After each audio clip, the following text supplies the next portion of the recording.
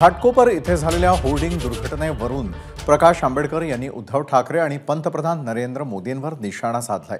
मुंबई महापालिकेमध्ये उद्धव ठाकरे यांची सत्ता होती आणि त्यामुळे त्यांनी होर्डिंग दुर्घटनेची जबाबदारी स्वीकारली पाहिजे असं वक्तव्य आंबेडकरांनी केलंय। तर पंतप्रधान नरेंद्र मोदी यांच्या रोड शो आधी अधिकाऱ्यांवर कारवाई होणार का असा सवाल प्रकाश आंबेडकरांनी केलाय।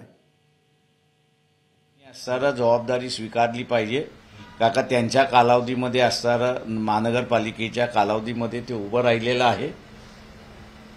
त्याच्यामध्ये ब्लेम गेम करण्यात काहीच अर्थ नाहीये कारण का रिट पिटिशन सुद्धा मागच्या वर्षभराच्या अगोदर त्या ठिकाणी झालेली आहे। तेव्हा त्यावेळेसचं असणारं सरकार जे आहे ते उद्धव ठाकरे यांची शिवसेना कॉर्पोरेशनमध्ये होती। त्याच्या अगोदर ते असणारं महाराष्ट्र सरकारचे मुख्यमंत्री होते। त्याच्यामुळे त्यांना असणारं ही रिस्पॉन्सिबिलिटी टाळता येणार नाही। एबीपी माझा, उघडा डोळे बघा नीट।